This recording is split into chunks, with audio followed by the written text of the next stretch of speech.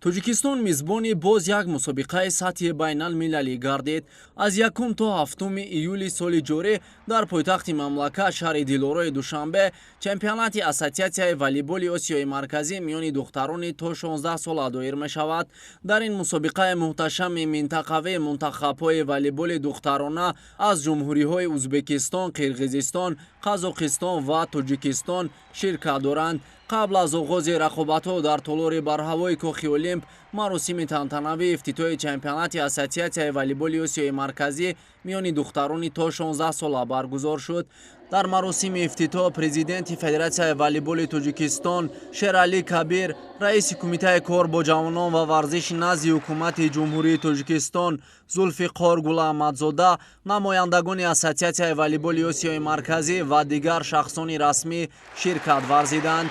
зимни суханронӣ қайд гардид ки ин танҳо як мусобиқаи варзишӣ нест, балки оғози роҳи бузург барои ситораҳои ояндаи волейболи минтақа мебошад. ҳар як бозӣ имкони нишон додани ирода, маҳорати инфиродӣ ва ҳамбастагии даста дониста мешавад. дар даврони истиқлолияти давлатии ҷумҳурии Тоҷикистон варзиш ба яке аз самтҳои муҳим ва афзалиятноки сиёсати иҷтимоии кишвар табдил ёфтааст. роҳбарияти олии мамлакат, махсусан пешвои миллат, президенти ҷумҳурии Тоҷикистон муҳтарам Эмомалӣ Раҳмон ба рушди соҳаи варзиш таваҷҷӯҳи хоса зоҳир менамояд.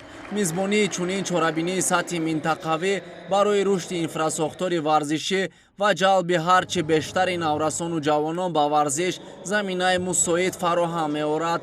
дар идомаи маросими ифтитоҳи мусобиқа ба таваҷҷӯҳи мухлисон ва ҳаводорони риштаи волейбол барномаи фарҳангӣ бо ҳадафи боло бурдани рӯҳияи варзишгарон, ташвиқи муҳити дӯстӣ миёни иштирокчиён ва фароҳам овардани фазои дона барои меҳмонон ва сокинон ташкил гардида маросимро рангинтар намуд.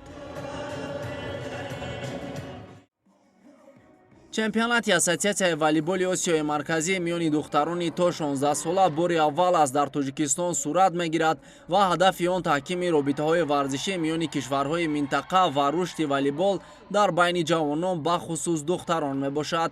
дастаи мунтахаби волейболи духтаронаи Тоҷикистон низ ба ин мусобиқаи сатҳи баланд омодагии ҷиддӣ дидааст.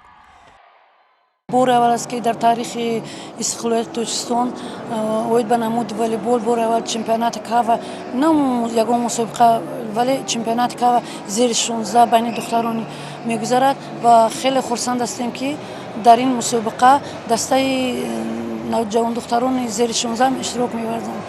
ва албатта умед дорем, боварӣ дорем, гарчанде ки агар ҳамон соҳиби ҷойҳо ҳам нагардем, вале кӯшиш мекунем ки як бозии хубе ба тамошобинон нишон диҳем. бешубҳа муддаии асосӣ барои ба даст овардани унвони қаҳрамонӣ дар чемпионати Ассотсиатсияи волейболи Осиёи Марказӣ ин духтарони то 16 солаи Қазоқистон ба ҳисоб мераванд, зеро дар ин кишвар волейбол яке аз намудҳои маъмули варзиш дониста мешавад. мунтахабҳои мардон ва ҳам занони Қазоқистон дар мусобиқаҳои минтақавӣ ва байналмилалӣ фаъолна ширкат меварзанд. аз он ҷумла бо унвони Қазоқистон чанд маротиба дар бозиҳои осиёӣ ва қаҳрамонии Осиё медал ба даст овардааст. дар бозии аввали чемпионати Ассотсиатсияи волейболи Осиёи Марказӣ духтарони то 16 солаи якачини Қазоқистон бо ҳамтоёни хеш аз ҷумҳурии Қирғизистон сабқат намуданд. дар дидори мазкур духтарони қазоқ маҳорати баланди касбӣ нишон дода бар ин ҳарифи хеш даст боло шуданд. пас аз бозии якачинҳои Қазоқистон ва Қирғизистон, инчунин духтарони мунтахаби волейболи то 16 солаи Тоҷикистон низ бозии аввали хешро дар чемпионати Ассотсиатсияи волейболи Осиёи Марказӣ баргузор карданд. миллипӯшони мо дар як бозии бисёр ҷолиби диданӣ аз мунтахаби волейболи то 16 солаи Узбекистон мағлуб шуданд. қобили қайд аст ки дар ин мусобиқа дар баробари Қазоқистон духтарони Узбекистон низ яке аз муддаёни асосӣ дониста мешаванд. дар даври дуюми чемпионати Ассотсиатсияи волейболи Осиёи Марказӣ духтарони тоҷик бо Қазоқистон ва Узбекистон бо Қирғизистон бозӣ мекунанд. Мы на этот турнир Кава уже приготовили где-то уже год. Мы первый раз в Душанбе, нам очень уже нравится ваш город, красивый. Мы рады, что здесь на этом возрасте это первый турнир. И первое соревнование еще Ю-16. команды все сильные. Вот Казахстане, вот Кыргызстан, Узбекистан, и еще ваши команды Таджикистан тоже сильные. Здесь слабой команды нет, все сильнее команды. рақобатҳо бо ҳамин тартиб то санаи 7 июли дома намуда дар ҷанбаз ғолибон ва ҷоизадорон бо медалу ифтихорнома сарфароз хоҳанд шуд.